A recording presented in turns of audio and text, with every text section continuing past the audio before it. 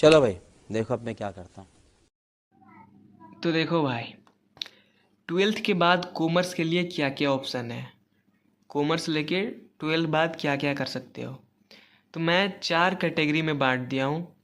पहला professional course, second graduation course, third government job और चौथा बैंकिंग एग्ज़ाम। अब प्रोफेशनल कोर्स क्या होता है। तो professional course means specific profession का एक्सपर्ट बनते हैं।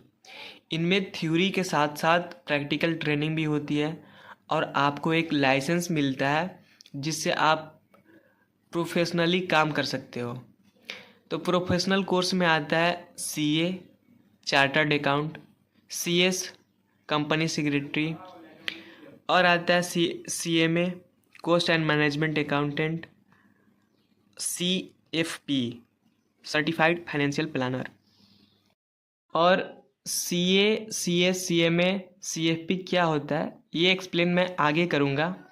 पहले तुम जानो अब ग्रेजुएशन कोर्स में क्या क्या आते हैं। ग्रेजुएशन कोर्स मीन्स कॉलेज में जाके डिग्री लेना। तो उसमें आता है BCom, BBA, BMS, BA in economics. और अगर ग्रेजुएशन के बाद एलिजिबल हो जाते हो तुम गवर्नमेंट जॉब देने के लिए, तो ग्रेजुएशन के बाद तुम गवर्नमेंट जॉब भी दे सकते हो। SSC, CGL, UPSC, railway exams बहुत सारे होते हैं, स्टेट पीएससी। उसके बाद बैंकिंग एग्ज़ाम होता है, IPPS PO, IPPS clerk, SBI PO, SBI clerk. ये सब क्या होता है मैं आगे तुमको डिटेल में बताता हूँ। अब स्टार्ट करते हैं प्रोफेशनल कोर्सेज से। प्रोफेशनल कोर्सेज में फर्स्ट आता है सीए। अब सीए का पूरा डिटेल बताऊंगा। सीए कैसे बनते हैं, कब बनते हैं, कितना साल का होता है, कितना साल में बनेंगे, इसका एग्ज़ाम कौन कंडक्ट करता है, इसमें काम क्या क्या होता है, इसमें सैलरी कितना मिलता है। तो सबसे पहले ये जानो कि 12 के बाद किया जा सकता है। ये सीए जस्ट 12 के बाद किया जा सकता है। इसका एक कंडक्टिंग बॉडी होता है जो एग्ज़ाम कंडक्ट करता है सीए का एंट्रेंस एग्ज़ाम, जिसका नाम है ICAI, institute of chartered account of India. ये एक एंट्रेंस एग्ज़ाम कंडक्ट करता है जिसका नाम है सीए फाउंडेशन एंट्रेंस। अगर तुम ये क्लियर करते हो तो 3 साल का ट्रेनिंग प्रैक्टिकल होगा। ट्रेनिंग प्रैक्टिकल के बाद सीए का एक फाइनल एग्ज़ाम होगा, उसके बाद तुम सीए बनोगे। सीए सीए का लेवल ग्रेजुएशन से ऊपर होता है। गवर्नमेंट और प्राइवेट कंपनी के लिए काम करता है। इसमें तुम काम करते हो, इसमें गवर्नमेंट और प्राइवेट कंपनीज़ के लिए। इसका ड्यूरेशन होता है, अगर तुम फर्स्ट अटेम्प्ट में सब क्लियर कर दिए तो 4.5 साल से 5 साल, अगर सब फर्स्ट अटेम्प्ट में क्लियर होता है तो। और नहीं तो अगर फेल हो जाओगे तो फिर से देना पड़ेगा। इसमें काम क्या होता है, इसमें काम होता है इनकम टैक्स फाइल करना, ऑडिट करना, कंपनी के अकाउंट चेक करना, फाइनेंशियल प्लानिंग और बजटिंग, जीएसटी रिटर्न फाइल करना, बिजनेस एडवाइजरी देना। इसमें सैलरी, अब आते हैं सैलरी पे। अगर तुम फ्रेशर हो, नया नया सीए बने हो, तो तुमको 50 से 1 लाख मिलेगा। फिर 2 या 5 साल बाद तुम्हारा सैलरी बढ़ेगा, 1.2 से 2.5 लाख जा सकता है। अगर 5 साल से ऊपर तुम काम किए हो तो 3 से 6 लाख का तुमको सैलरी मिलेगा। प्रोफेशनल कोर्स में भी आगे बढ़ते हैं सीएस की तरफ। ये भी प्रोफेशनल कोर्स 12 के जस्ट बाद कर सकते हो। ये एक लीगल एक्सपर्ट होता है सीएस, जो कंपनी के लीगल डॉक्यूमेंट, आरओसी, फिलिंग और मीटिंग हैंडल करता है। ये course ICSI, institute of company secretaries of India conduct करता है। कंडक्टिंग बॉडी देखो, ICSI, institute of company secretary of India, ये कंडक्ट करता है एक एंट्रेंस एग्ज़ाम जिसका नाम है CSEET, CS executive entrance test. अगर तुम इसमें पास करते हो तो तुम, इसके बाद सीएस एग्जीक्यूटिव होता है, उसके बाद सीएस प्रोफेशनल होता है, उसके बाद ट्रेनिंग मिलेगा 21 मंथ के, तब तुम जाके सीएस बनते हो। इसका भी ड्यूरेशन होता है, अगर तुम फर्स्ट अटेम्प्ट में सब क्लियर कर देते हो तो 3.5 से 4 साल।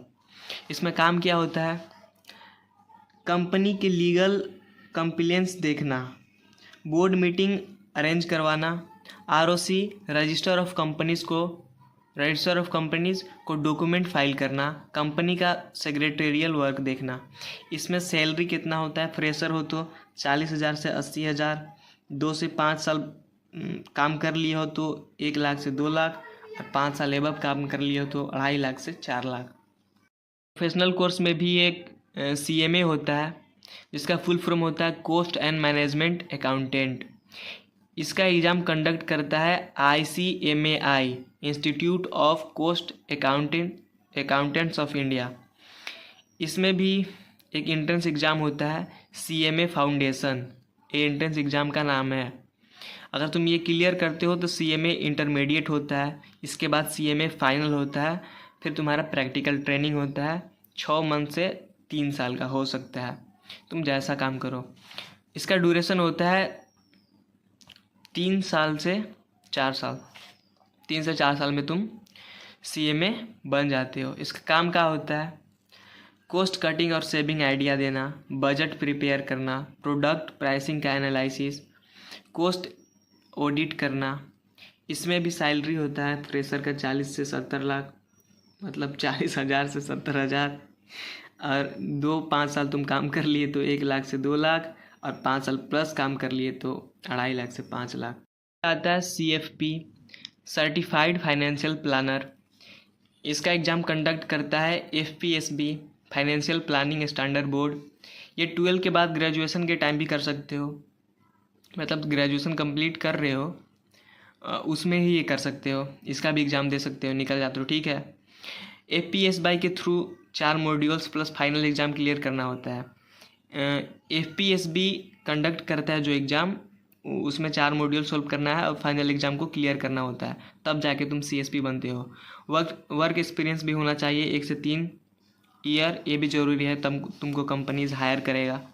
ड्यूरेशन होता है 1 से 2 साल, अगर फर्स्ट अटेम्प्ट में सब करते हो तो 1 से 2 साल में ही बन जाते हो। इसका काम होता है फाइनेंशियल प्लानिंग देना, रिटायरमेंट इंश्योरेंस, म्यूचुअल फंड्स, ये सब, इन्वेस्टमेंट को एडवाइस देना, टैक्स सेविंग प्लान्स बताना, क्लाइंट का पोर्टफोलियो मैनेज करना। इसमें भी सैलरी होता है 30 से 60,000 फ्रेशर हो तो, फिर 2 से 5 साल काम करते हो तो 80 से 1.5 लाख, फिर 5 साल प्लस काम करते हो तो 2 लाख से 3 लाख। अब आते हैं हम लोग ग्रेजुएशन कोर्सेज़ की तरफ। अब ग्रेजुएशन कोर्सेज़ तो पता ही है, कॉलेज जाना पड़ता है, कॉलेज जाकर डिग्री लो पढ़ लिख के। तो उसमें फर्स्ट आता है, अगर तुम कॉमर्स पढ़े हो 11-12 तो तुम BCom ग्रेजुएशन कर सकते हो, बैचलर ऑफ कॉमर्स। इसमें सब्जेक्ट्स पढ़ना होता है accounting, business studies, economics, taxation, law, ETC। ये 3 साल का होता है, ये ग्रेजुएशन का डिग्री 3 साल में मिलेगा। ये पढ़ने का फ़ायदा क्या है? इसमें फ़ायदा है, ये सबसे कॉमन कॉमर्स डिग्री होता है। CA, CS, CMA, MBA के साथ कर सकते हो, मतलब तुम कॉलेज में एडमिशन करा के ये भी कर सकते हो BCom, और साथ में CA, CS का एग्ज़ाम भी अगर क्लियर हो जाए तो अच्छी बात है। और बैंकिंग, फाइनेंशियल, अकाउंटिंग और कॉरपोरेट जॉब्स मिलती है इसको करने के बाद। फिर गवर्नमेंट जॉब के लिए भी एलिजिबल हो जाते हो, तुम्हारा ग्रेजुएशन कंप्लीट हो जाएगा, उसके बाद तुम गवर्नमेंट एग्ज़ाम दे सकते हो, SSC, UPSC, ETC। अब आते हैं BBA, bachelor of business administration. ये भी एक ग्रेजुएशन कोर्स है। इसमें सब्जेक्ट पढ़ना होता है management, marketing, HR, finance, operation, ETC।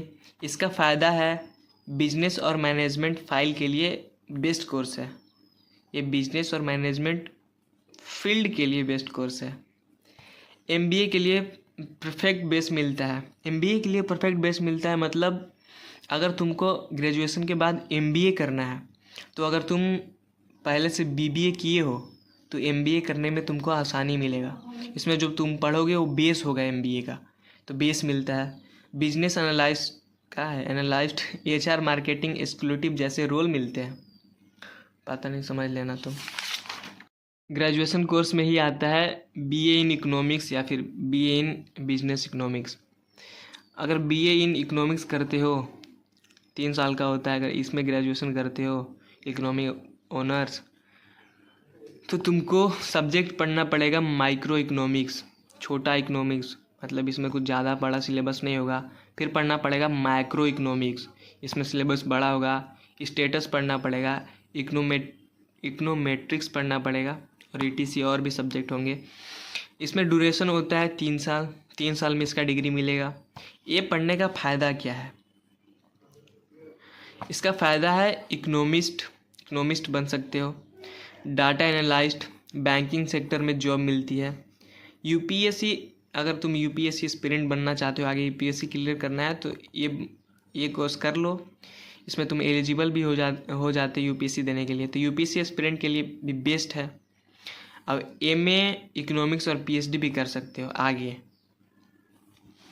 अब ग्रेजुएशन कोर्स में ही आता है BMS, bachelor of management studies. इसमें सब्जेक्ट होता है सिमिलर टू बीबीए। अब बीबीए में जो सब्जेक्ट था, अब पीछे तुम वीडियो करके देख लेना क्या क्या सब्जेक्ट था, वही होता है, बट थोड़ा ज़्यादा फोकस मैनेजमेंट और लीडरशिप पे होता है। ये दोनों सब्जेक्ट है, मैनेजमेंट और लीडरशिप, इस पर ज़्यादा फोकस करना पड़ता है। इसका भी ड्यूरेशन 3 साल में का डिग्री होता है। इसका फ़ायदा क्या है?